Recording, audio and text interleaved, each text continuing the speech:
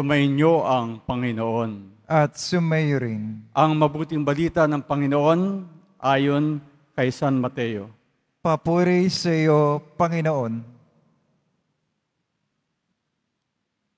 Noong panahong iyon, nang makita ni Jesus ang makapal na tao sa kanyang paligid, iniutos niya sa mga kasama na maghandang tumawid sa ibayo. Nilapitan siya ng isang eskriba at sinabi sa kanya, "Guro, susunod po ako sa inyo saan man kayo pumaroon." Sumagot si Jesus, "May mga lungga ang mga asong gubat at may mga pugad ang mga ibon. Ngunit ang anak ng tao ay wala man lamang matulugan o mapagpahingahan." Isa naman sa mga alagad ang nagsabi sa kanya, "Panginoon, maaari po bang umuwi muna ako upang ipalibing ang aking ama?" Ngunit sinabi sa kanya ni Jesus, "Sumunod ka sa akin at ipaubaya mo na sa mga patay ang paglilibing ng kanilang mga patay."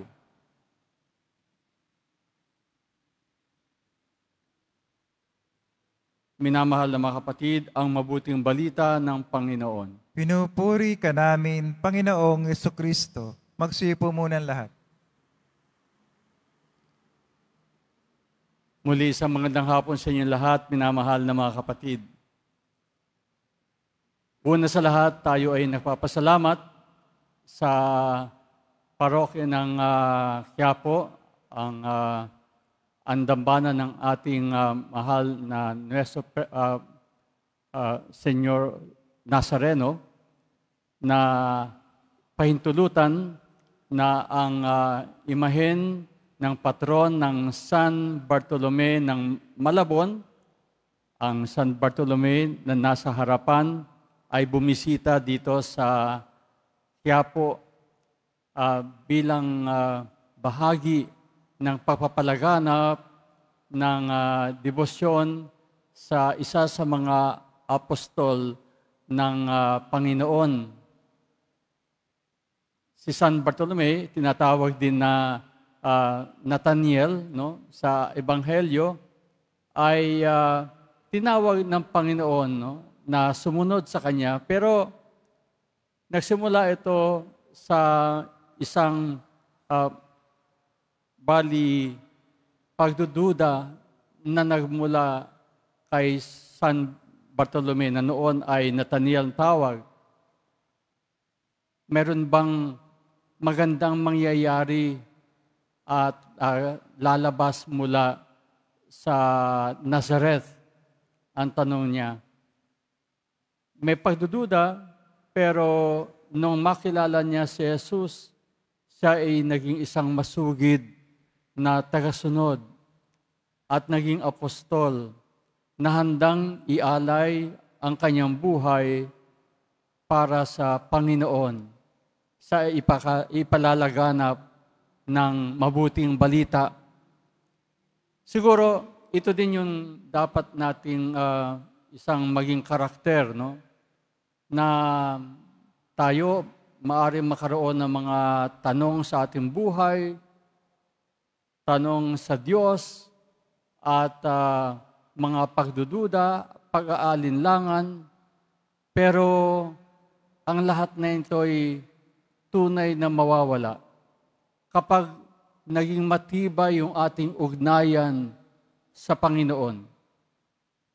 Ang matibay na personal na ugnayan kay Kristo Jesus ang siyang magbibigay sa atin ng lakas ng loob na suungin ang anumang mga problema sa ating buhay at doon makita ang tagumpay ni Kristo laban sa anumang mga pagsubok. Tanging sa Diyos tayo kumakapit sapagkat siya, ang anak ng Diyos na naging tao, nakipamuhay sa atin at nagturo sa atin ng daan pabalik sa langit. Ang patron San Bartolome ay hindi kilala masyado. No? Hindi masyadong napag-uusapan tulad ni San Pedro, San Pablo, San Juan, no? Yung mga ibang mga apostol na nagsasabi sa atin na mahalaga ang ating buhay, ang ating pagsunod at paglilingkod kahit hindi tayo makilala. No? Ang ating buhay ay nakikita ng Diyos sapagkat sa Kanya nagmula ito at sinusubaybayan tayo ng Panginoon sa ating paglilingkod. Alam niyo, napakaganda noong unang pagbasa na nagsasabi sa atin, bawat isa pala mahalaga. Bawat isa mahalaga. Sabi nga, dapat ay mabilang ka. No? Mabilang ka sa sumusunod sa Panginoon. Hindi ho ba yung huling usapan ni Abraham at ng Diyos ni Yahweh, no? Gugunawin niyo ho ba ang Sodom and Gomorrah kung mayroong matirang 10 matutuwid? Nakikipag-bargain siya, no? Malaki yung numero nung una, no? Paliit ng paliit, no? 45, 40, 30, 20, hanggang umabot ng 10. Pero doon natapos yung ebanghelyo, ay yung pagbasa na binasa. Ano ho ba nangyari? Nagunaw ho ba ang Sodom and Gomorrah? Nagunaw ba? Nagunaw. Dahil ni 10, walang matuwid doon. Kung isipin natin, no, ang ating mga katayuan, baka ikaw lang yung hinihintay, baka ikaw yung ika-10 para hindi gunawin ang mundo. Isipin po natin mabuti ito, no? Hindi mo pwedeng sabihin, ay, nag-iisa lang naman ako. Ay, baliwala lang naman ako, maliit lang akong tao, hindi naman ako kilala. No? Pero, baka dahil sa iyong pananampalataya, ay maligtas ang lahat. Biruin mo, 10 lang kinakailangan, wala pang 10 ang nandoon. Kaya nagunaw ang Sodom and Gomorrah. Baka yung pananampalataya mo, yung pag-asa mo, yung iyong pananalig sa Diyos, yung iyong panalangin, ang siyang nagliligtas hindi lang sa iyo, kundi sa ating lahat. Ganun po yung tunay na pagsunod sa Panginoon. Hindi lamang para sa sarili, kundi sa pagpapalaganap ng kabutihan at ng mabuting balita para sa lahat.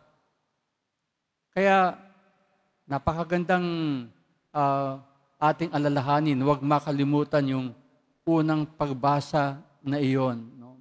Ilagay mo ang iyong sarili doon. Baka ikaw lang ang hinihintay para maligtas ang iyong pamilya, ang iyong sambayanan, ang ating bansa, ang ating mundo. Kaya ang sinasabi nga, kumapit ka sa Panginoon. Huwag kang mawalan ng pag-asa sapagkat ang iyong inaasahan, maaasahan. Sabi nga, hope does not disappoint. Yun ho yung tema ng ating Jubilee year. Hope does not disappoint.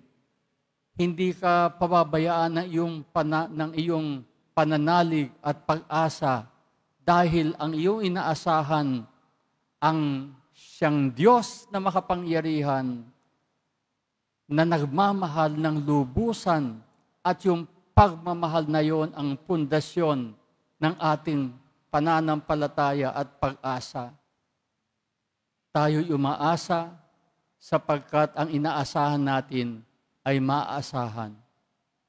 Minamahal na mga kapatid, sa araw na ito, hilingin natin sa Diyos na palakasin yung ating pananalig sa Kanya. Sundan natin si Jesus saan man siya pumunta. Ngayon na. Sabi nga ng Panginoon, huwag mo nang ipagpaliban, sumunod ka na sa akin. Hayaan mo yung mga patay ang siyang maglibing sa mga patay. Natagpuan mo na si Jesus, huwag mo na siyang bitawan. Nasa sa iyo na ang Panginoon. Siya ang tanging kayamanan. Minamahal na mga kapatid, magpasalamat tayo sa Diyos sa biyayang ito at ating akayin ang ating kapwa simula sa ating pamilya pabalik sa Diyos. Amen.